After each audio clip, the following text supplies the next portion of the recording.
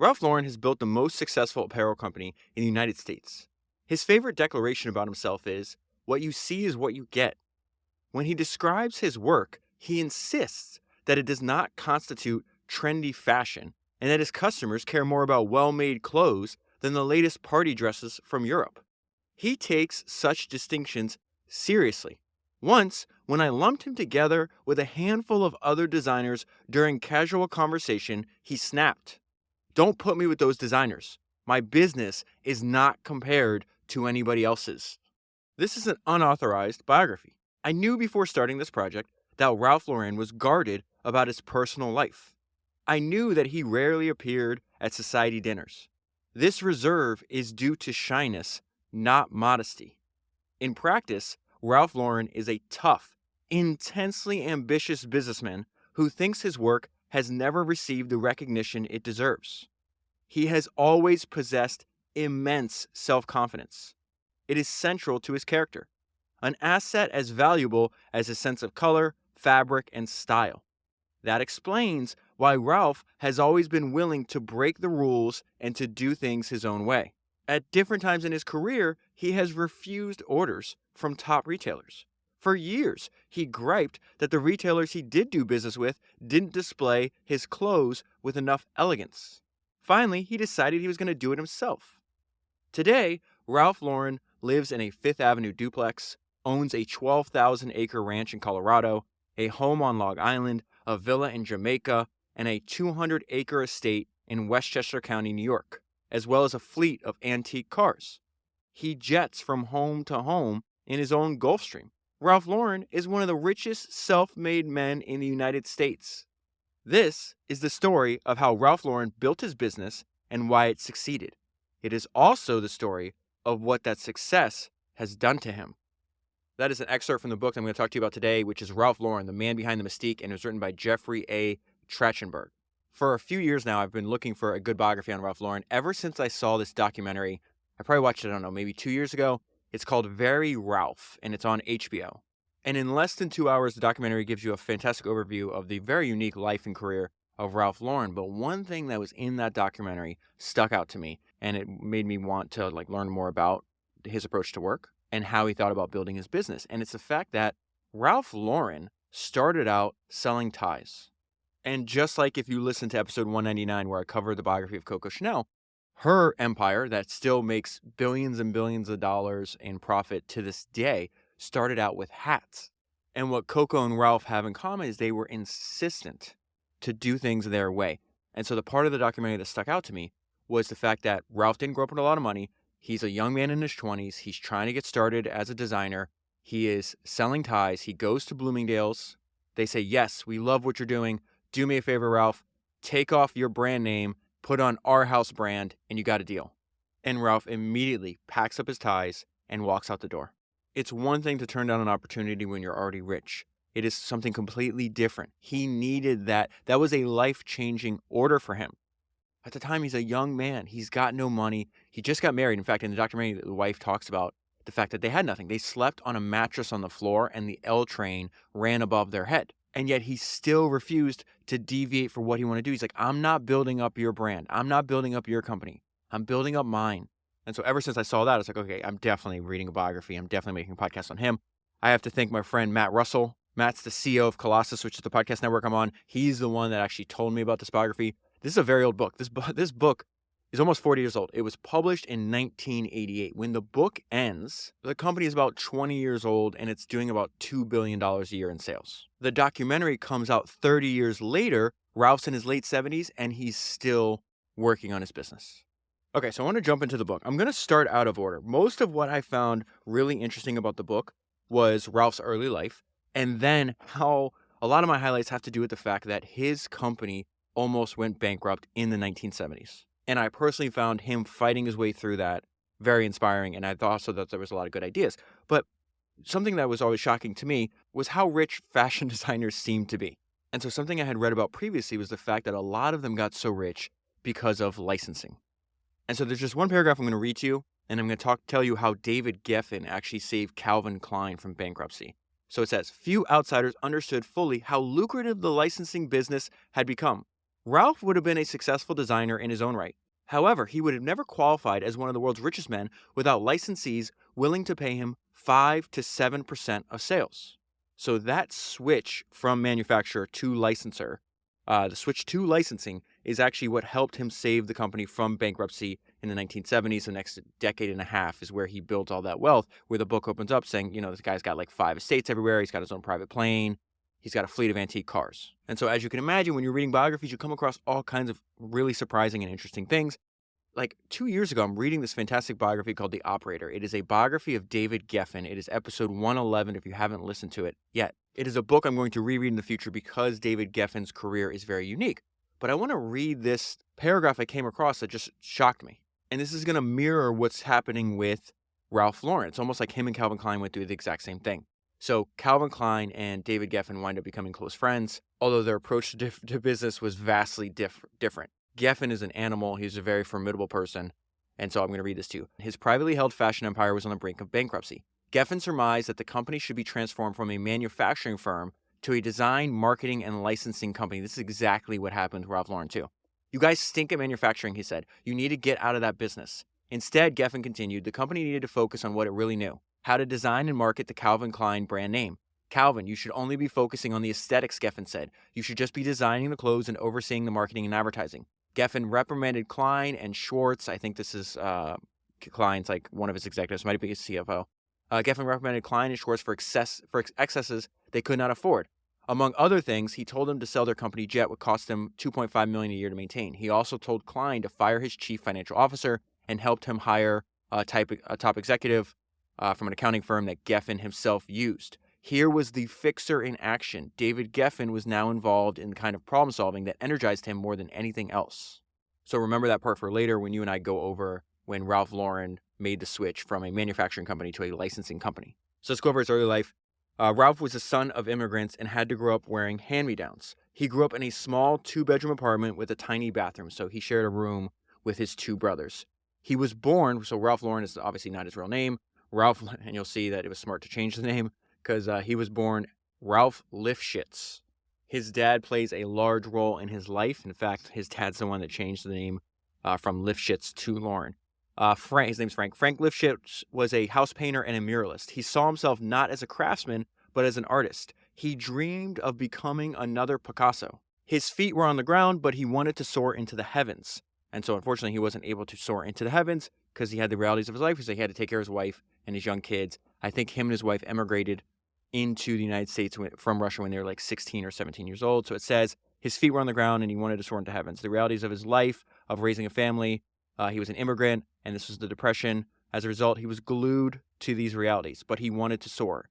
In that way, he was altogether different. He had dreams. His son is going to realize the father's dream. This is what you and I talk about almost every week, I feel. The story of the father is embedded in the son. This is why I'm reading this to you. He was glued to the realities, but he wanted to soar. In that way, he was altogether different. He had dreams. Frank was also the one who changed his name to Lauren. He thought if he were an artist called Frank Lauren, it might help him.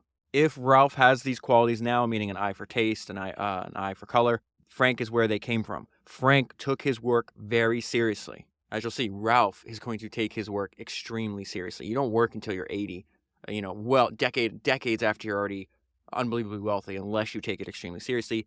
Ralph's parents raised 4 children on a salary of $50 to $75 a week. There wasn't much left over for clothes, for restaurants, or for nights out with the kids. Neither was there money to move into a larger apartment. And so there's several notes that I took while watching the documentary for the second time as research for this podcast that's going to jump out to you. Some of them are said by Ralph. Some of them are said by people that knew him when he was younger. He used the fact that he knew he grew up in a bad situation. He's like, I'm going to be rich. Wait until you see what he leaves as one word. He describes his future in one word in his high school yearbook. And the book starts off talking about his greatest asset. One of his greatest assets is the fact that he had excessive amounts of self-confidence. That's brought up in the documentary again. It says he's very competitive. He's very confident in what he wanted to do. This is him. They're describing him when he was a kid. He had a belief and a passion in what he wanted to do. Some would say that he is cocky. He wanted to be bigger and better than where he came from. His wife talked about the fact that they lived in this crappy apartment. They had nothing, that they had a vision board that they would actually put up on the wall. And they'd take out pictures of like English estates and wonderful cars and all this stuff. Stuff that was an idea in Ralph's mind that he made real. And then something's also apparent if you watch the documentary or if you read this book, it's in there as well. He's extremely obsessed and dedicated to his job. One would think as somebody as famous as him and in the chosen profession that, oh, he's an extrovert. He's very introverted. He talks about the fact that he essentially had work and family. And he says, we were not very social because I never had the time. I wanted to be with my family. He talks about when his kids were little. He's like, when I'm not working, I spent a lot of time with my kids when they were really small. But he also had a form of resourcefulness even when he didn't have money. So he's wearing like hand-me-downs. He's shopping like thrift stores. But he was able to combine things that other people donated or gave away, and he would combine them into unique looks that no one else had. And so it says what made him different, even when he was a kid, was that he would show up dressed in outrageous outfits. He'd wear these like preppy crew neck sweaters in bright colors, but on him they look great. The ones he wore when he was a kid are the same crew neck sweaters that he sells today. Ralph and his high school friends wanted a better life. The 1957 graduating class listed their aspirations in their yearbook. One wanted to be a pharmacist, another wanted to be a scientist, a third wanted to be a physician. Ralph didn't put a profession beneath his picture. Instead, he chose the single word that best summed up everything he wanted in life. The word was millionaire. So a main thesis of this podcast is that everybody learns from somebody. They all study the people that came before them. They take ideas from them. They take these ideas, they combine them with ideas of their own, and they create something new. Ralph Lauren is no different than this. A lot of his early designs, he goes, I just took them straight out of movies I loved from the 1930s and 1940s. And he's like, I saw them in the movies, but I didn't see it in the stores, and so I wanted them, so I just had to make them for myself. And so the book goes into one of his main influences was the fact that he starts discovering these really fine men's stores. He's in his early 20s at the time. And so Brooks Brothers is going to be a huge influence on him. So it says he discovered fine men's stores like Brooks Brothers and Paul Stewart. The stores sold such clothes that peddled the image of old England. They were selling the world of gentlemanly clubs, good service, fine breeding, and the customers who shopped at Brooks Brothers shared and enjoyed the fantasy. So that idea, he repeats over and over again. He's like, I do not sell clothes. I sell a lifestyle. I sell an image. I sell an idea. In fact, the way he speaks about this, I immediately thought of what I read from the Coco Chanel biography on episode 189. Coco Chanel, I'm going to read this quote from you. I'm going to read this quote to you, rather. She said this in 1935. That is before Ralph Lauren was born, and it's the same exact idea. And she's talking about the fact that she puts on a story for her customers. When my customers come to me, they like to cross the threshold of some magic place. They feel a satisfaction that is perhaps a trace vulgar, but that delights them. They are privileged characters who are incorporated into our legend. For them, this is a far greater pleasure than ordering another suit. Ralph is going to use that idea to build his business. Brooks Brothers is using a variation of that idea in peddling old English lifestyle, gentlemanly clubs, good service, fine breeding.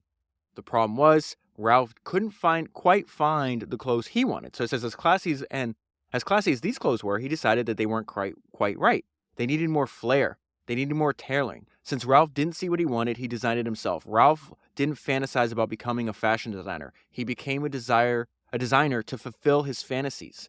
And then he starts meeting other people in the stores, other people in the industry. And there's going to be a quote that I have written on several pages throughout this book.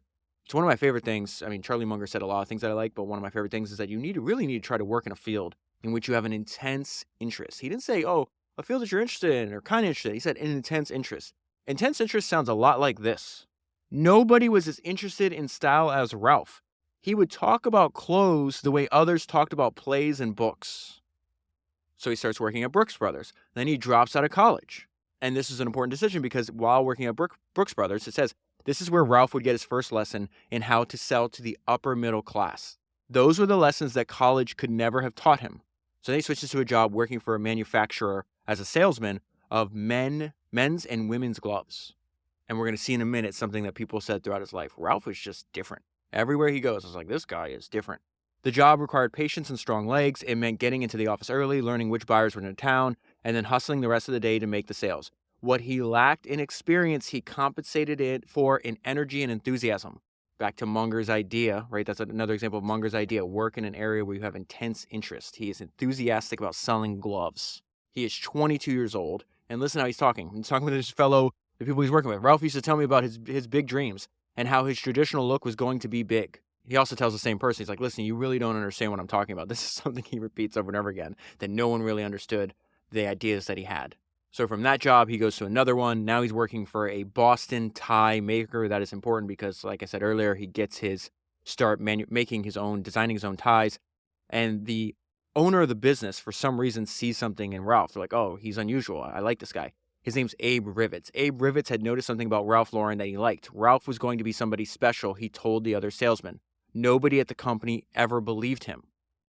In fact, everybody else at the other company thought Ralph was full of shit. And part of that was because of the way he dressed. Here he was, 20 years younger than anybody else in the company, and he wore the damnest clothes to work.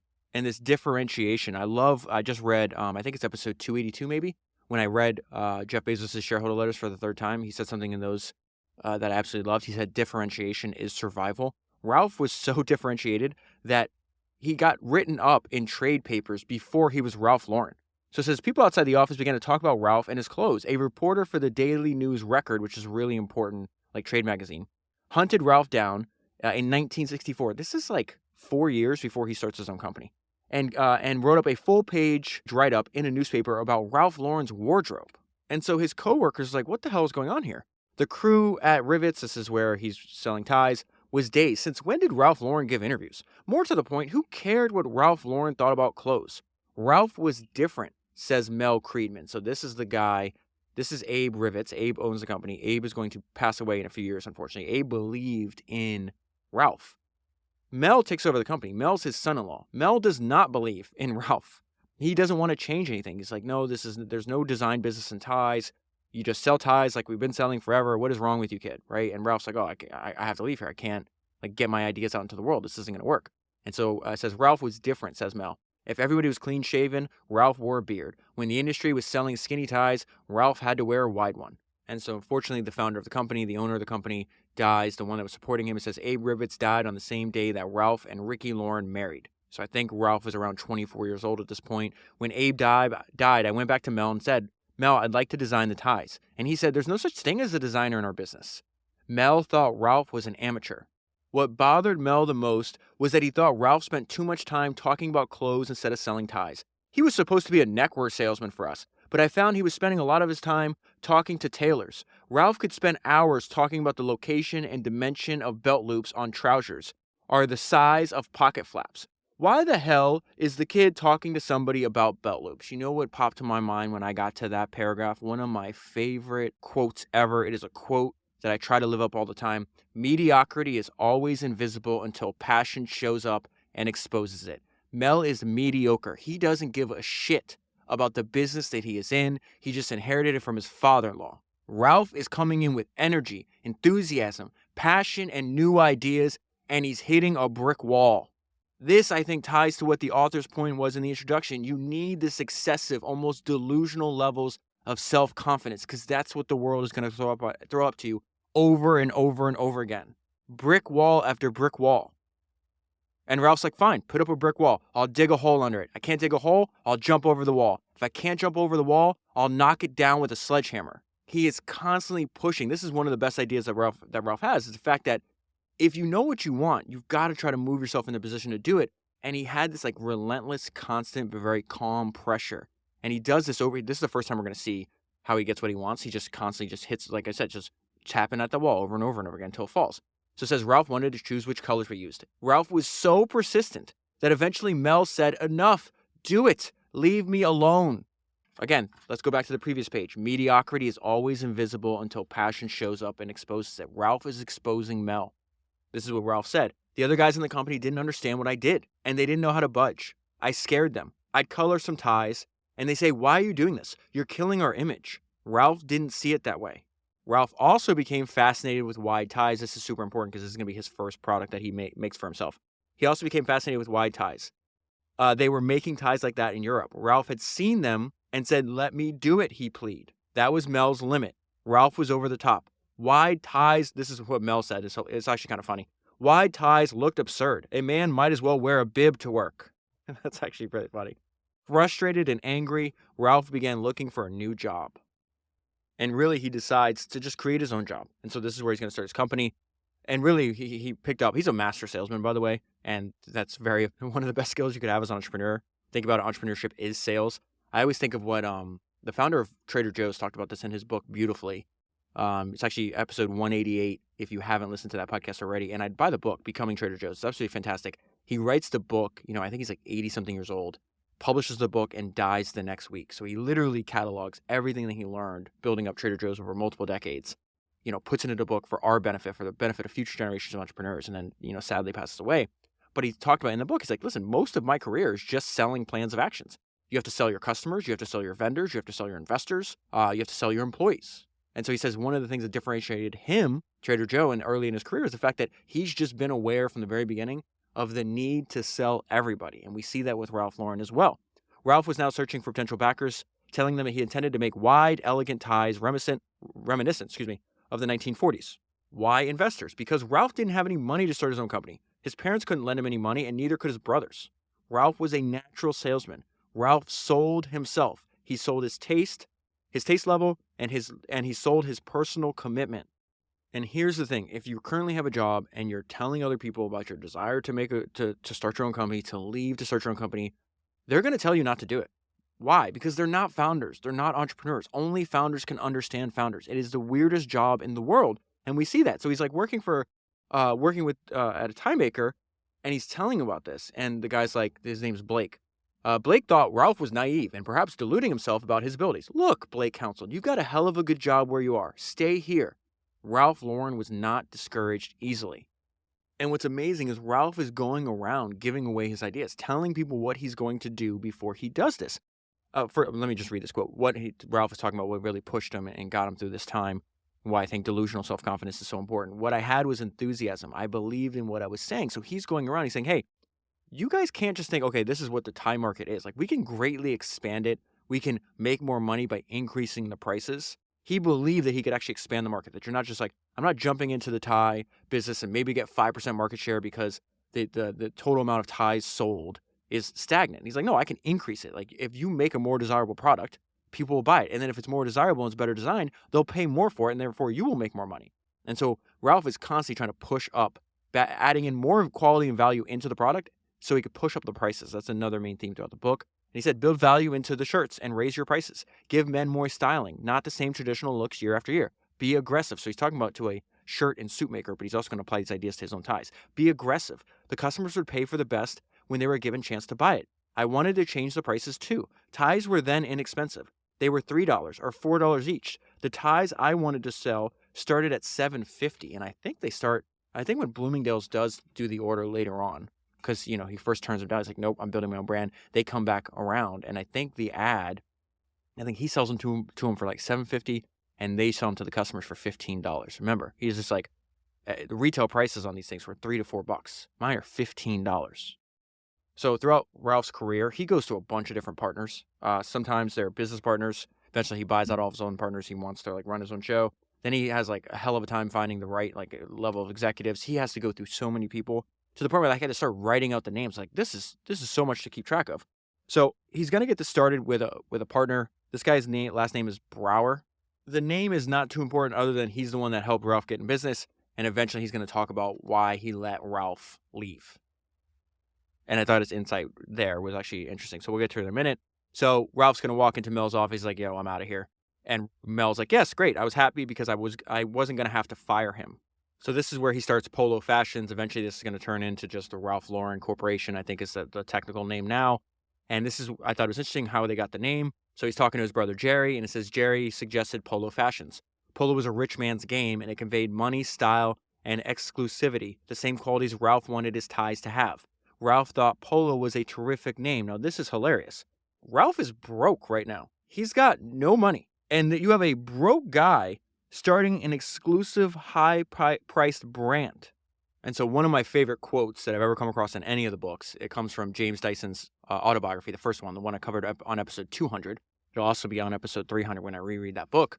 But he says, James is talking about his business philosophy that he had from day one is very similar to what we're going to see with Ralph Lauren. He said, difference for the sake of it, in everything, because it must be better. From the moment the idea strikes to the running of the business, difference and retention of total control. That is the advice that Dyson has to you and I. So we see this here. More than the price was different. So this, I already said, he's charging $15 for ties at a time. You can get them for $3. Ralph made handmade prints in bright colors. He used wild, exotic fabrics. And this is why Ralph said he was in a hurry. If he used everyday, ordinary fabrics, nobody would have paid attention. James Dyson had a very similar thought. He said, like, when you saw the Dyson vacuum cleaner in a store, you may not buy it, but you definitely notice it. You'd walk by and you'd see there's 6 different vacuum cleaners all next to each other. One is unlike all the others. So maybe he's like, hey, I'm not going to pay 4x the price or 3x the price or whatever it was, but at least you paid attention and you were aware of its existence. And so I'm sure there's people that saw Ralph's ties and said, hey, that guy's wearing a bib. And maybe they hated the way it looked, but they noticed it. And so he starts out just selling to small but very high-end stores. His goal is like, well, if I'm going to do volume, I got to get in like the Bloomingdale's, the Macy's, the Saks. He's not there yet. I'm going to get to the point where it really jumped out to me, where they have this meeting and he's just like, no, I'm not building up your brand.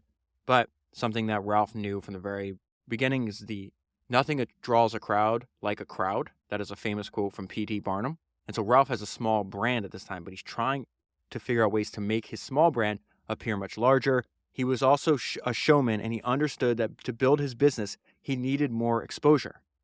So after trying, he finally gets a meeting with the buyers at Bloomingdale's. They like the ties. Okay, this is the story I told you about earlier.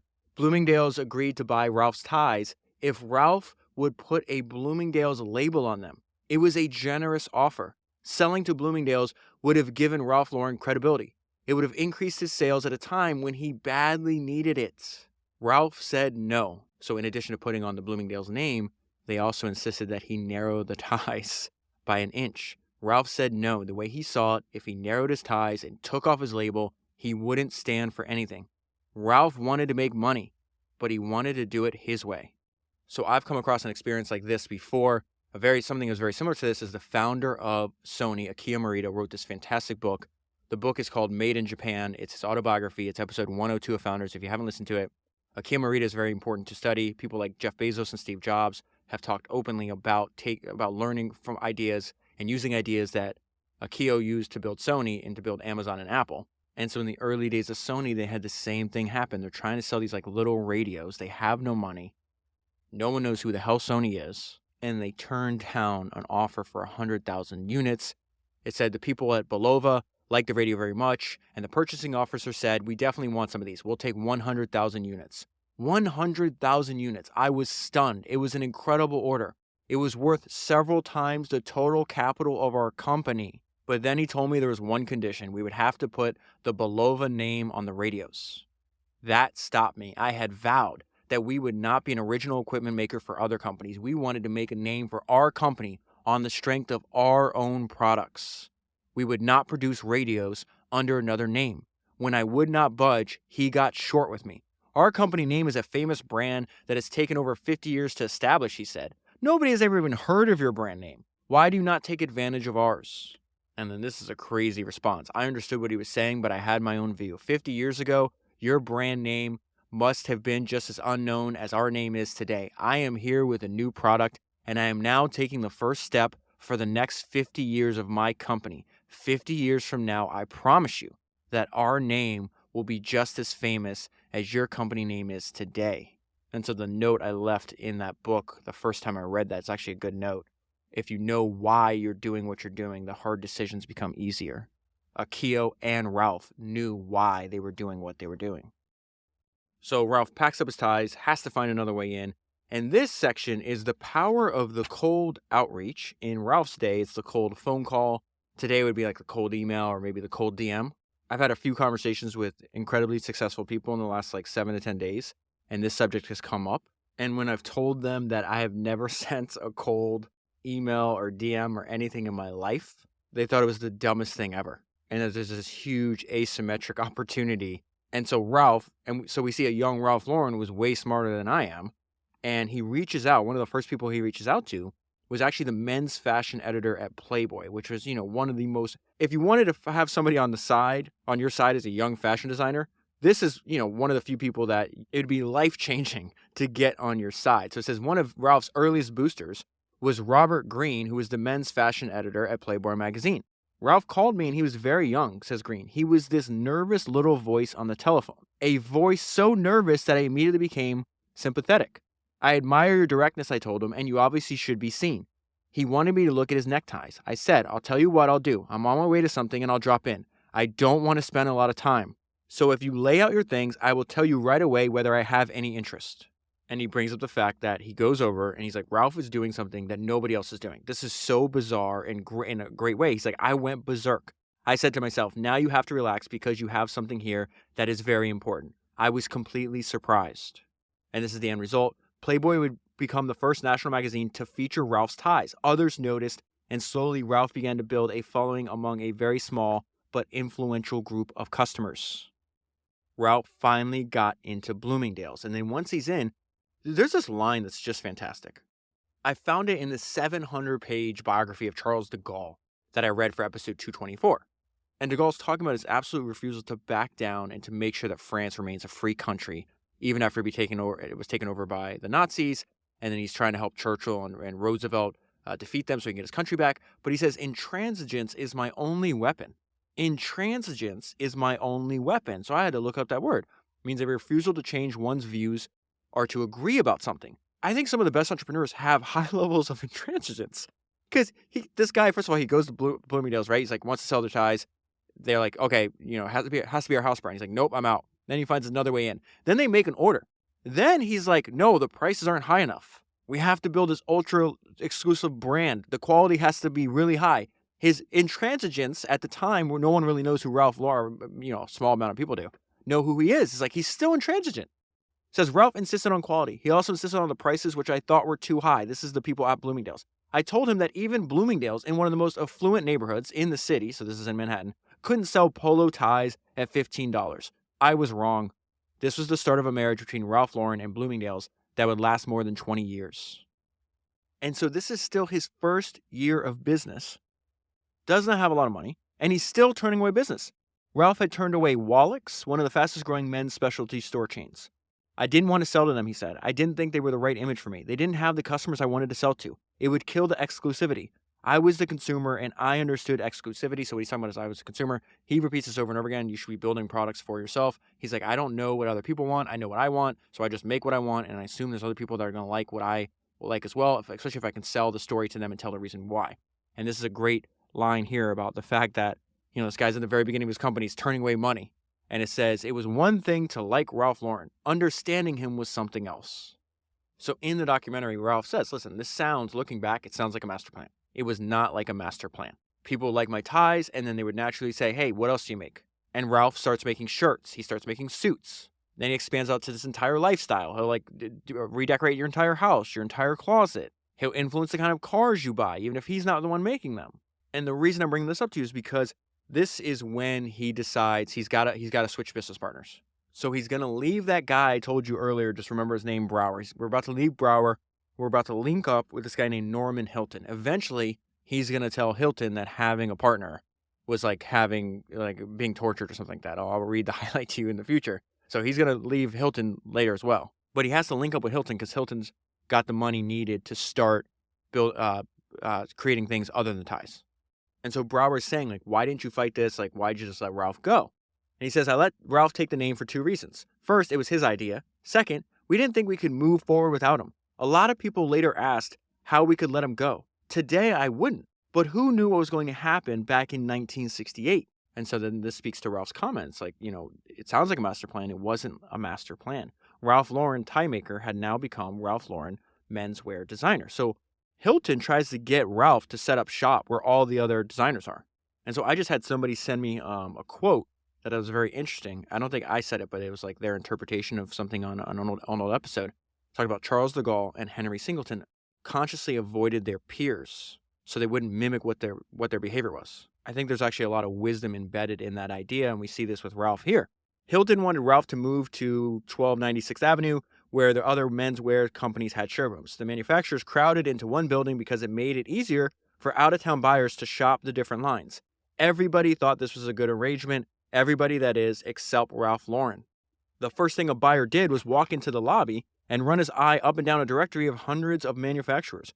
Ralph didn't want his company name on that directory. Polo stood for something special, something unique. So this is important.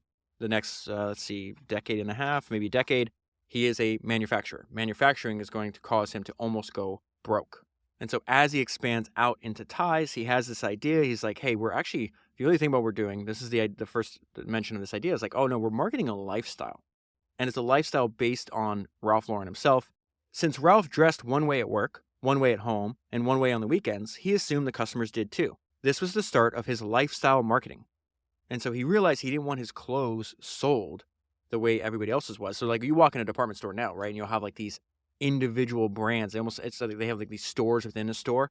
Ralph was the first menswear designer to do this. There's so many ideas in this book that seem so they're obvious to us now, or maybe like they're just the experience we've had, because this has been like this since ever since I stepped inside of a department store. But there's so many times where Ralph was like the first one to do it. So one example I don't think I'll talk about on the podcast, which blew my mind, was that there was no such thing as like a menswear designer at the time. All the famous designers, a lot of them were men, but they made clothes for women. Women bought their clothes from individuals like Oscar de la Renta or whatever, or Christian Dior, and men bought them from like brands like Brooks Brothers. And the only relationship you would have would be with a relationship with like your tailor. But Ralph started just selling men's clothes and not, he was like one of the first men's designers. And what was also interesting is that he operated in the opposite direction. So you're supposed to, everybody before Ralph Lauren would start designing clothes for women, and then if that was successful, they could move into designs for men. Ralph was the first to start with men and then move into women. And at the time, people said, no, you can't do that because you're supposed to start with women first. He's like, why? And so it's a weird opportunity just hidden in plain sight just because people are acting out of routine or the way it was always done. And so you see the same example here where he's the first people to go to. It's like, no, I need my own store inside of Bloomingdale's. And so just because another men's designer hadn't done this yet, that didn't stop Ralph from pushing the issue. So he's going to push this issue with this guy named Frank Simon, who works at Bloomingdale's. Hey, I need a shop, Ralph told Frank. He was selling an image, a way of life, and he didn't have the money to advertise, which meant he could only tell his story through his own store. Simon thought that this was a dumb idea. He wanted to group Polo's clothes inside the men's department. Finally, Ralph said that if we didn't build him a store, he'd go somewhere else, says Simon. That's Ralph. He's a good, cool negotiator, and he's consistent. So this is what I mentioned earlier, that if you know what you want, you got to trying to work your way into a position to actually accomplish what you want. And the way Ralph did this is he just consistently pushes. He's not like yelling, but he's perfectly fine if you tell him no once, twice, 3 times. He's just going to be very consistent. And in this case, he just gives him an ultimatum. He's like, well, I know I'm going to do this, and I want to do it with Bloomingdale's, but one way or another, I'm doing it with somebody. So it says he had the dream, but he wasn't big enough yet to do that himself. It was the first time the men's department had given a designer his own boutique. So then we get to what was the most interesting part of the book for me, because it goes in great detail over a ton of pages, just about the fact that he experienced rapid growth. And because he's having to manufacture so many different pieces, he doesn't have the experience. He doesn't have any of the cost controls in place. He's about to hire like the first quote unquote finance guy. He finds himself in a position where he's got an unbelievably popular brand, sales going through the roof, and literally no money, no credit, and on the precipice of bankruptcy. And so he hires a finance guy, this guy named Michael Bernstein. And Michael is promised like 10% of the company. He's going to be Ralph's partner. And from the very first day, it's like, oh, wait, things from the outside, it's like this guy's winning design awards. His ads are everywhere. People are lined up at Bloomingdale's to buy his stuff. And he gets to the office. He's like, okay, this is kind of weird. Unknown to Michael Bernstein, Polo's unsecured loans to the First National Bank of Boston on the date of his arrival amounted to over $300,000. As he walks in the office the first day, and he finds, it's like, oh, we're up to our eyeballs in debt. No one's really paying attention to stuff. And they're having all these manufacturing issues where they can't actually fulfill and actually create their product, which is huge, which is obviously a drastic mistake. On the date of his arrival, amounted to over $300,000, more than Polo's earnings for the fiscal year that ended in 1971. And so Ralph's in his early 30s while all this is going on. This is where he buys out his partner, but you see, I was like, wait a minute, you're buying out your partner, but you don't have any money. What's happening here? How can you not have any money? He was tired of being shackled to Norman Hilton. Ralph no longer made his clothes in the Hilton factory. He didn't ask Hilton's advice and didn't use the Hilton name to do business with major department stores. The original $50,000 that Hilton put up had long since been repaid, yet Hilton still owned half the business. So Ralph sends this new guy, Bernstein, like, hey, figure out how we're going to buy out Hilton. And so he asks him at lunch. He's like, okay, how much do you want for your Polo stock? $750,000, Hilton responded. That's too much, said Bernstein. Hilton shrugged. He thought $750,000 was a nominal price to pay, considering that he had put Ralph in business. And you're also negotiating with somebody that doesn't want to sell. So it says, the seller was a man who lacked incentive. I didn't want to go, said Hilton. I never wanted to leave Ralph, but he wanted me out. I recognized that I owned half the corporation, but I didn't own half of Ralph's brain. There was no law that he said he had to work for that company. It was his talent. His talent was the entire thing. I said to Ralph, I don't want to go. And he said, and these are his words, it's torture being a partner to somebody you don't want to be a partner with. So Hilton eventually agrees. He actually sells for $633,000 instead of the $750,000 that he first initially asked for. Hilton later used the money to buy himself a vacation home on Sea Island, Georgia. "This is the house Ralph built me," he would tell his guests, smiling. It was a hollow joke. If Hilton had remained a partner in Polo, today he could own 30 houses on Sea Island. Ralph paid Hilton $150,000 in cash and signed notes for the remaining $480,000. Now here's the crazy part.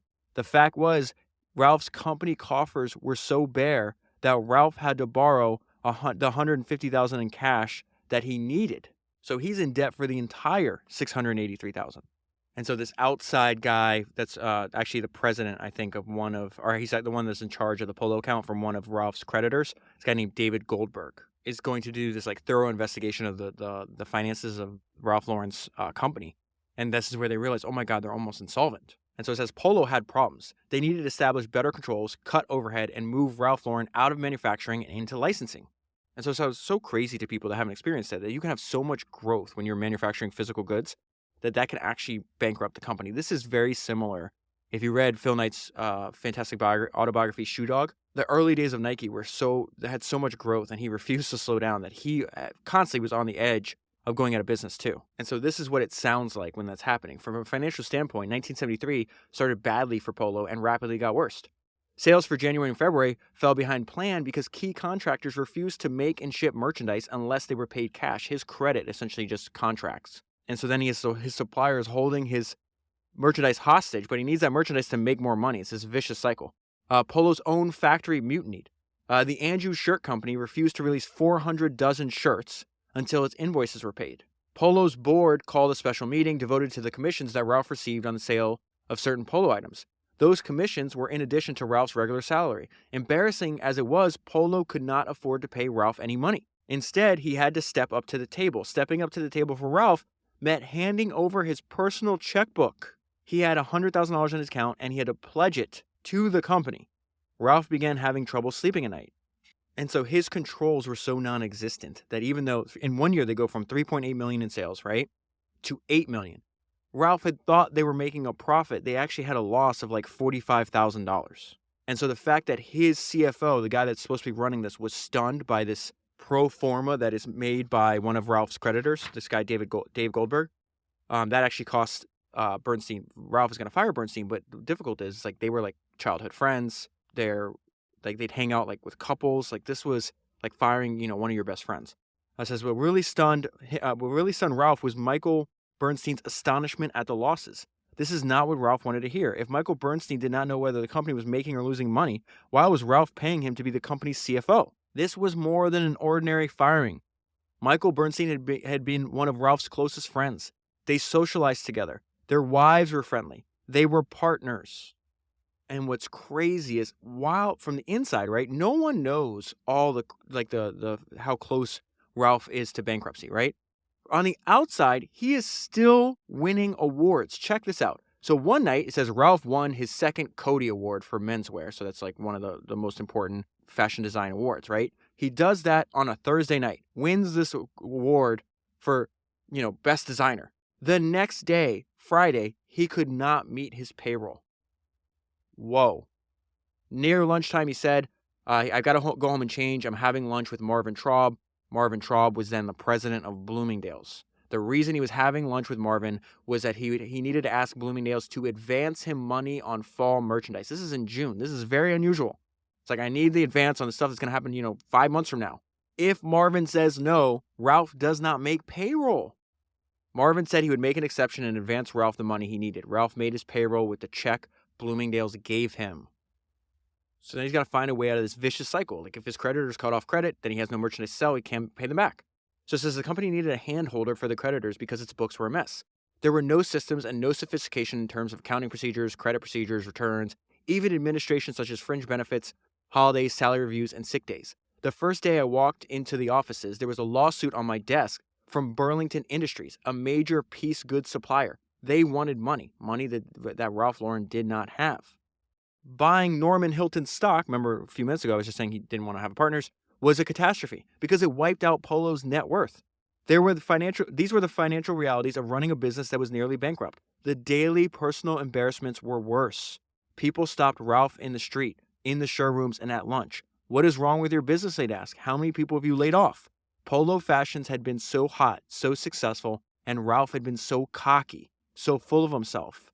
Now Ralph Lauren was getting hit, so it's talking about the perception of people that, did not like that he kind of skyrocketed, rather quickly. Now it's like, good, he's getting what he deserves, right?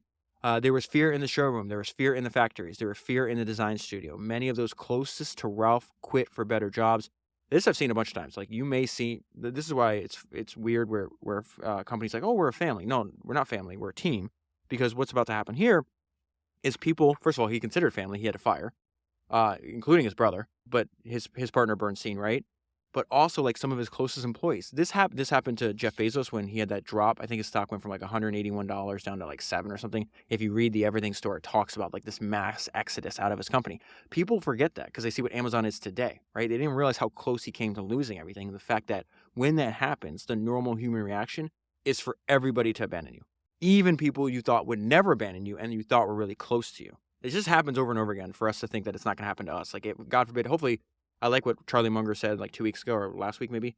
Wisdom is prevention. Wisdom is prevention. I really like that line. It's like, okay, if you're really smart, like, you should avoid the problems, not just have to solve the problems when they pop up. And so hopefully we can avoid this fate. But if we were, going to experience some kind of contraction, it's likely that the people that we thought would, ride or dies, people that would stay there forever, are going to leave. It just pops up in the books too much to not realize this is just something that's repeatable through human nature. Fear, many of those closest to Ralph quit for better jobs. And so there's this guy named Sal Cesari. I don't know how to pronounce his last name, but this one hurt really bad. To Ralph, each resignation was a personal rebuke. It was Sal's departure, though, that hurt most of all. Sal left me when I was choking, and he opened his own showroom, says Ralph. Then a year later, Sal called my interior decorator, Tom, and hired him. That killed me. I had always loved Sal. After all that, he pulled out and left me. He didn't believe in me, and then he screwed me. I needed somebody to help me, somebody to stay. It was a very frightening moment. Ralph would walk into a piece goods showroom, so a supplier, right? Look over the line and write his order. Then before he could leave, a salesman would quietly but firmly explain that his credit wasn't any good. Ralph Lauren was a design award winner, but he had to pay cash. This is how Ralph learned Polo Fashions was two companies. There was the design business, the business that depended on his eye, his taste, his feelings. This is the side of the business he's running. Then there was the business side, where nobody cared about his eye, nobody cared about his taste, or cared about his feelings. Only money counted, not dreams. When I got to that paragraph, what popped out on me, I think it's episode 227. It's the Essays of Warren Buffett. You can also find it in Warren Buffett's shareholder letters. And Warren says, when bills come due, only cash is legal tender. Do not leave home without it. He's talking about the reason that him and Charlie set on mountains and mountains of cash. People constantly trying to get them to chase a better return with the cash. It's like, nope, we've seen this play out over and over again. When bills come due, only cash is legal tender. Do not leave home without it. And he's talking about the fact that, let me read the second part of this paragraph because I actually think that was interesting. Warren's writing. He says, this is the reason for our conservatism, which may impress some people as extreme. It is that it's entirely predictable that people will occasionally panic, but not at all predictable when this will happen. Though practically all days are relatively uneventful, tomorrow is always uncertain. That is why you always have to have mountains of cash, right, for your company to survive. And so his point is like, every day, almost every day we experience is relatively uneventful, but then you have these 1 or 2 days that come along every so often, and everything changes. Asset prices change. And he says, and he talks about this, I felt no special apprehension on December 6, 1941, the day before Pearl Harbor, or September 10th, 2001. And if you can't predict what tomorrow will bring, you must be prepared for whatever it does. Again, how does he start that? When bills come due, only cash is legal tender.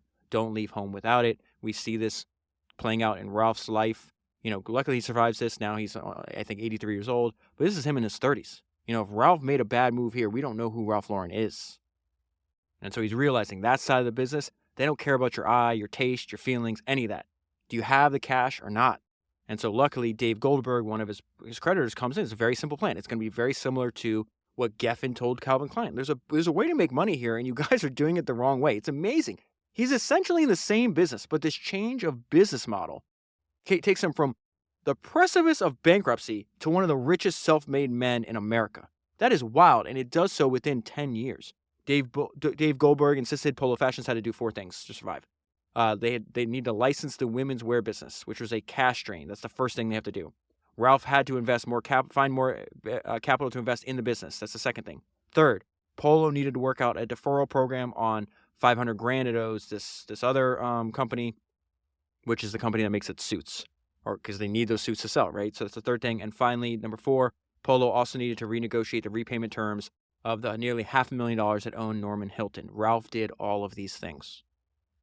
And so in the next 2 years, they create this remarkable turnaround, doing all these things, transitioning from a manufacturing company to a licensing company, watching their costs. Again, gentlemen, watch your costs. I think it's Andrew Carnegie that said that. The importance of paying attention to the expense side of your business, where most people just focus on the sales side, which is crazy to me, is the most common theme in the history of entrepreneurship. And we see that like Ralph wasn't doing that. He was focused like, oh, what are you talking about? We just $8 million in revenue. How the hell could we not be losing money? Because no one was watching the costs. With its overhead reduced and its other businesses, I'm going to skip over the brand names, licensed out, Polo began to make money. Ralph Lauren could even buy piece goods on credit again. This made me think of, I so wish Sam Walton was still alive. I mean, you can read. I read his autobiography, I think 2 times. I'll probably read it 7 times. Throughout my life. In fact, I just had dinner with somebody that has dinner regularly with Peter Thiel. And he said something that was very fascinating, that Peter had mentioned at dinner, an idea that he found through the 7th reading of some book. And that just made me feel so much better, because I'm like, I can't believe people are like, oh, it's kind of unusual that you reread books. It's like, why wouldn't you? Why? Like, the brain is like this amazing device to forget things. And not only that, the words change because you change as a person. So in between, I think it was like episode 6, the first time I read Sam Walton's biography, to episode 234, something like that. Like, think about how much information I've consumed. Like, I'm a completely different person. And so I just really wish Sam Walton was alive. I wish I could talk to him. Reading his autobiography is just, the next best thing. But it would be absolutely fascinating to be able to, like, have a conversation with that guy. But when I get to this section, I thought about one of my favorite things that Sam said. Sam said a lot of smart things in his autobiography. But he says, it's like, you can make a lot of different mistakes and still recover if you run an efficient operation. Or you can be brilliant and still go out of business if you're too inefficient. Ralph Lauren was brilliant. He's winning awards. He's creating new categories. He's increasing prices. He's being absolutely brilliant, but he was too inefficient and he almost went out of business. What did Sam just tell us? You can make a lot of different mistakes and still recover if you run an efficient operation, or you can be brilliant and still go out of business if you're too inefficient. And so Ralph talks about in the documentary, like, how dark of the period this was. But the greatest thing, I love what Jeff Bezos says. He's like, plan B should be to make plan A work. The idea behind that is the fact that if you have a plan B, if you have something to fall back on, a lot of people fall back on it. For Ralph, it's like, no, there is no falling back. It's this or nothing. So it's like, there's no moment, as difficult and painful as this was, it's like, I ever thought of quitting. And so this is crazy because he had a single-minded purpose. This is a quote about Ralph from somebody that Ralph fired. The thing that set Ralph apart was his single-mindedness of purpose. Everybody else moved from place to place, from trend to trend. He wasn't trendy. He stayed with it. It is the single most important thing about him. To this day, there are people walking around saying Ralph Lauren isn't that special. I could have done that. It is the weirdest thing. They couldn't be more wrong. Ralph is the most special guy in the apparel business, and he said that after Ralph fired him. And so when Ralph finally finds a partner later on, this guy named Peter Strom, who I think they're might be still partners to this day. I'm not sure if Peter passed away or not, but they were partners for a long time, if I remember correctly. And they're just talking about like the condition of the business, the fact that my friend Patrick from the Invest Like the Best podcast told me about this guy named Graham Duncan, and I started reading his essays. And then Patrick told me to listen to Graham Duncan's episode on the Tim Ferriss podcast. It's called Talent is the Best Asset Class. I'll leave a link in the show notes as well, or you can just search on your podcast player. I loved that conversation. I saved a bunch of clips because I liked a lot of things that Graham was saying. I just like this idea that talent is the best asset class. Ralph was an unusual talent. It says this. The truth of the matter is that the only great thing about Polo was Ralph. Everything else was terrible. And yet that's all you needed, a truly unusual, once-in-a-generation talent. So this is really where Ralph as an entrepreneur really grows up. The company grows up. It's amazing. This transition happens This like 180-degree difference in their financial situation happens in just 2 short years. So he's learning how to edit the team. It says Ralph had learned that he had to run his business like a business. This means that he even had to essentially get rid of his own brother. And then they go all in on this idea. Well, if licensing is where the money is, let's go into that. It says he was now on a roll. By the fall of 1976, Polo's licensees included Tiffany & Company, a fur maker, a shoemaker, a lingerie maker, a Japanese men clothing maker, a scarf maker, an eyeglass frame maker. Polo's volume, including sales from licensed products, was $18 million. He was now learning what would be the most important lesson in the fashion business. It almost did not matter how much money a designer made or lost producing his own collections, as long as he signed enough lucrative licensing deals, and then controlled the quality of the products made bearing his name or logo. So there's another fashion designer that was doing this before. So this guy named Bill Blass and then Pierre Cardin, and they go over the numbers of just how different. Like all the money was in licensing. Bill Blass's licensing business, for example, brought in $100 million in 1976. The collections that he made himself did no more than $25 million. And then this is the punchline. Licensing would explain how the designers amassed such large fortunes so quickly. Ralph would show exactly how well he understood this when he signed what would be one of the most lucrative licensing deals, a deal that a decade later was still producing royalties of more than $5 million a year. So I put $5 million a year into to adjust it for inflation. In today's dollars, that's $13 million a year. So let me just read that again in today's dollars. So 10 years from now, a deal that would still be producing, this is just one single deal. He's got a ton of licensing agreements. So now you can see how he afforded the Gulfstream and all the estates. A deal that a decade later was still producing royalties of more than $13 million a year. Ralph Lauren, designer, would become Ralph Lauren, perfume seller. And so the history of business is filled with these unbelievable deals that individuals, and in many cases, 2 individuals come to mind, they're able to work out for themselves. So I think of Coco Chanel, and I think of Michael Jordan. Coco Chanel, I covered this on episode number 199. She eventually gets, I think, 2% of all gross sales worldwide for all the Coco Chanel perfumes, Chanel No. 5 being one of the most commercially successful products of all time. She was making this made her reportedly the richest woman alive when this deal was going on. I forgot how old she was, but she was making the equivalent of so it's $25 million a year back then, which today's dollars it'd be like somebody paying you $300 million a year, and her contract stipulated that the company had to pay for every single one of her living expenses. So she's got no bills, and she's making $300 million a year. And then Michael Jordan's deal that he has with Nike was also in the news, especially in the last year or two, because Jordan Brand is still growing so much. And I think he gets 5%. I think it was 5% on $3 billion of sales. I think a year or two ago, he was making $150 million a year just from that deal. And, he'd been retired for over 20 years. And so Ralph's royalties, the year this book came out, which is, around 35 years ago, it says Ralph's royalties that year were $16 million in today's dollars. $16 million despite the fact that Ralph never invested a cent of his own money in the fragrance business. And then towards the end of the book, the author goes into what has all this success done for Ralph? Why is he doing what he's doing? And what has it done to him? And another way to think about this is why is Ralph doing what Ralph is doing? What does it mean that somebody from the Bronx who starts out selling fat ties can build a fashion empire that stretches from New York to Paris to Tokyo? One would think that after all the awards Ralph has won and all the monies he's earned, he'd be satisfied. Ralph is not satisfied. He's anxious and sometimes insecure. So what does he want? The answer is not more money. If Ralph wanted to cash in fast, he could triple his licensees overnight and boost his income without taking any financial risk. And he has not done this. Ralph hasn't expanded faster because growth still makes him uneasy.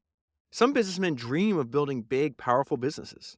Not Ralph. He wanted money. He wanted luxury. He wanted recognition.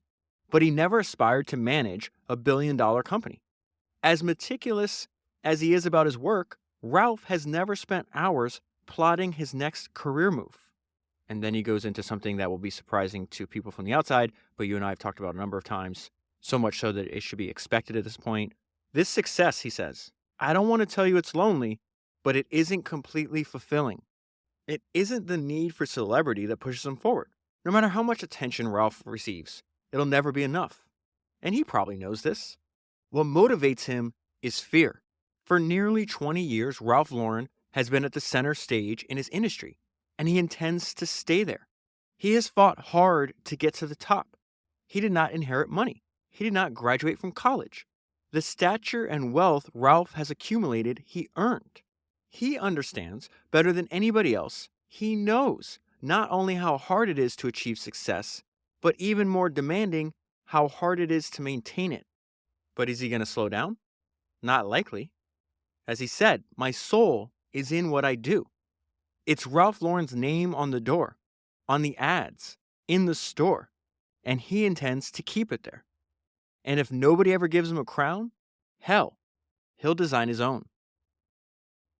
And that is where I'll leave it. For the full story, highly recommend buying the book. If you buy the book using the link that's in the show notes in your podcast player, you'll be supporting the podcast at the same time. You can also go to founderspodcast.com.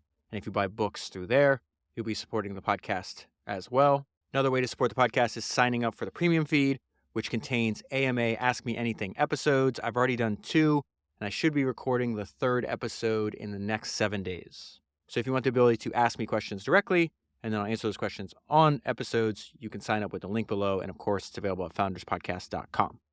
And if you want me to email you my 10 top highlights from each book I read, you can join my email newsletter. It's free. The link is down below, and I will also include the link at founderspodcast.com. That is 288 books down, 1,000 to go, and I'll talk to you again soon.